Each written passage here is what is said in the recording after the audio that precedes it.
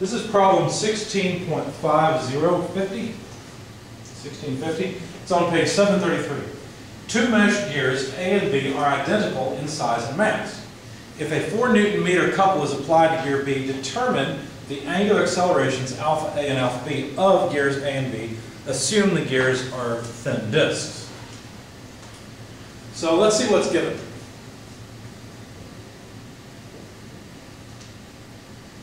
Let's see, we've got two disks, two gears and mesh with each other. Despite my drawing, they're supposed to be exactly the same size and shape and so forth. This is gear B, this is gear A, also pinned at its center. Supposed to be horizontal from one another. Sorry, my drawing's not perfect. The moment applied is 4 Newton meters to gear B. Now the radius of A equals the radius of B equals 0.2 meters, and the mass of A equals the mass of B equals 10 kilograms. If they're thin disks, then their moment of inertia can be calculated from 1/2 mr squared. So 1/2, doesn't matter which one we use, they're the same, 10 kilograms, radius 0.2 meters, quantity squared. This comes out to 0.2 kilograms meter squared.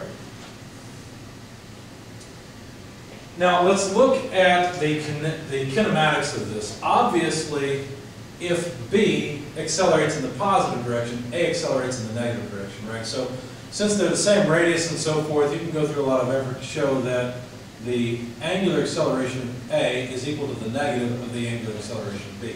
Hopefully this is obvious intuitively to you. Now let's consider a free body diagram of A and B. So here's B. There's going to be a BY and a BX. Don't really care about those because I'll always sum moments about the center. There's a moment M. But notice that there is a force resisting the acceleration of B from A. So there's a force. Excuse me. Let's see, it's trying to accelerate this way. So there's a force down like this through the gear teeth of A onto B. Remember, this is body B.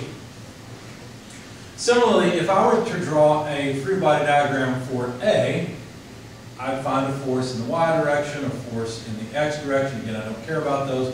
And an equal and opposite FB with respect to A force. Okay? So this is the force that gear B is applying to accelerate A.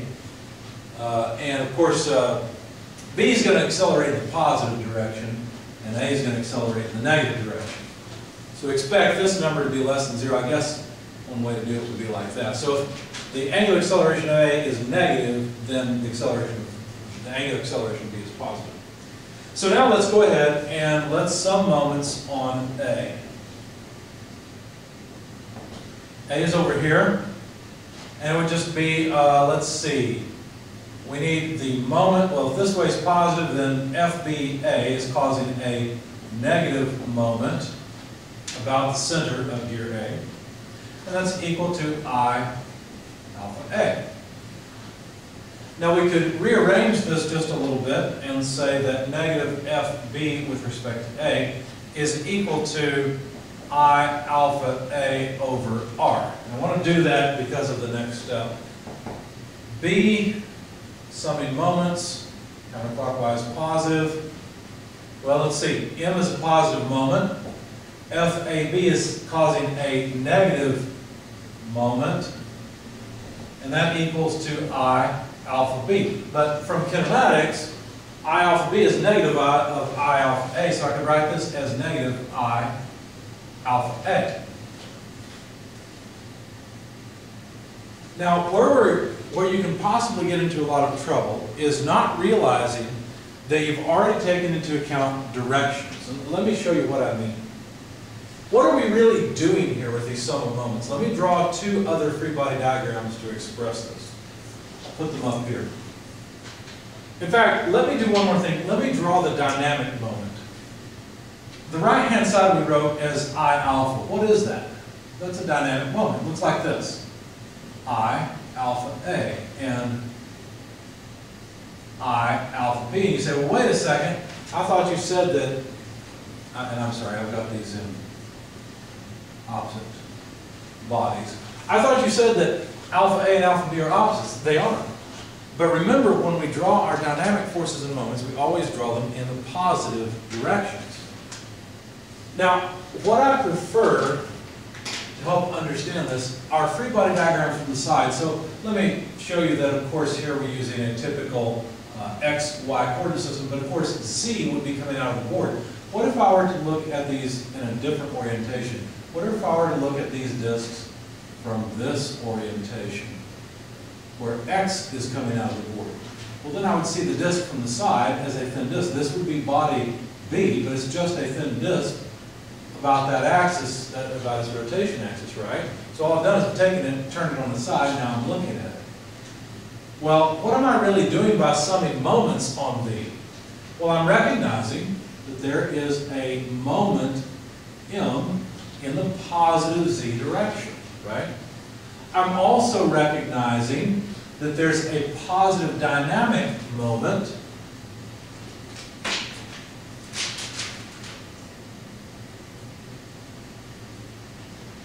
I alpha B, and that there is a negative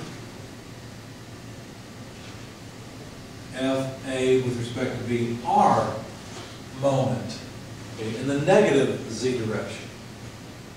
What about A? What am I doing there? Well, there is a positive, let's see, no, that's negative, I'm sorry. There's a negative moment of FB with respect to A times R. And there is a positive dynamic moment, I alpha A.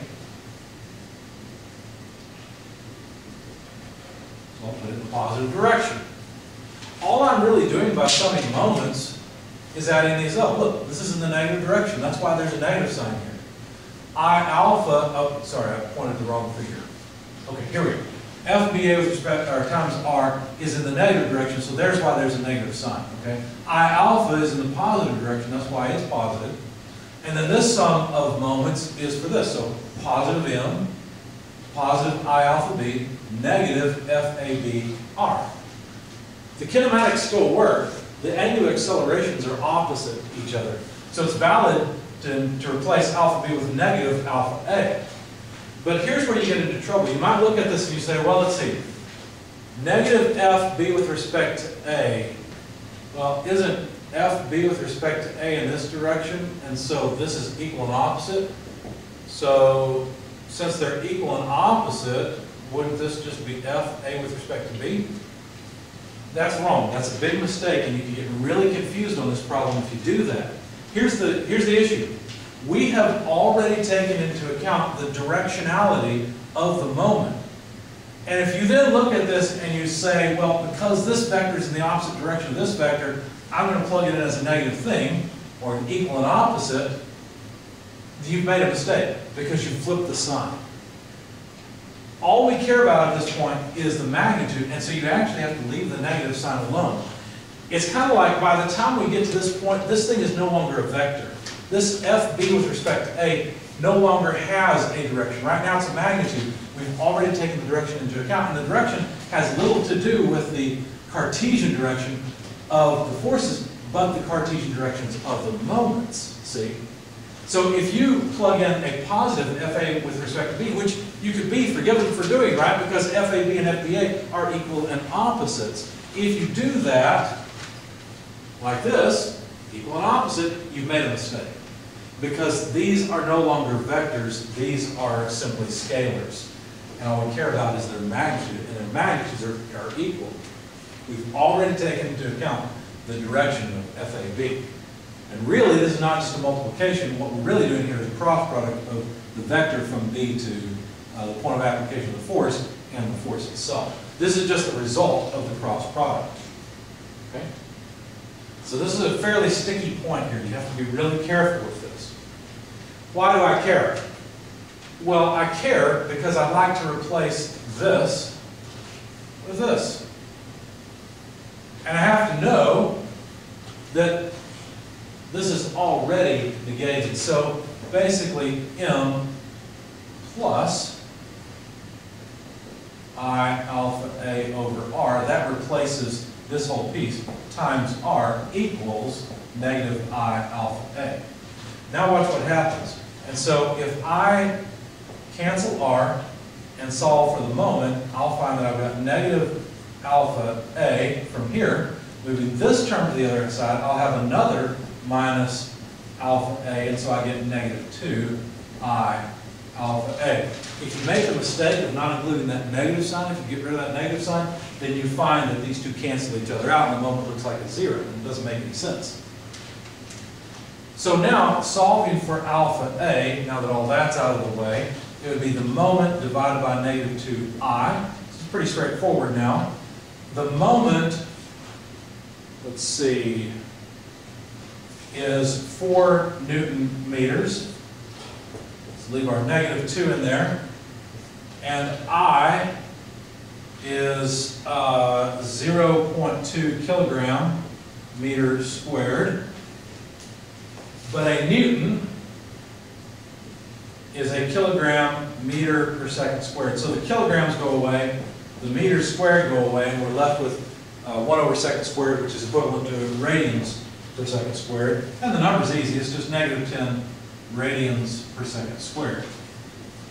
So there's the angular acceleration of A. I chose this problem because of the potential to make this mistake right here. This is a really common issue where students confuse when an item is a vector and when it has transformed into a scalar. And I guess it's human factors or something. I started to make this mistake too, and then I realized what I was doing wrong. Because I came out with a 0 moment, I was like, wait a second, I did something wrong. And then I realized, oh yeah, these are scalars now. These are no longer vectors. There's no more direction to be included in the equation. So I did this because you should realize from intuition that simply you have 2 inertias. Right? That's basically what this 2 says. We've got twice the inertia of one wheel. And so the acceleration will be lower simply because we have more mass to accelerate, or more inertia, more angular inertia to accelerate.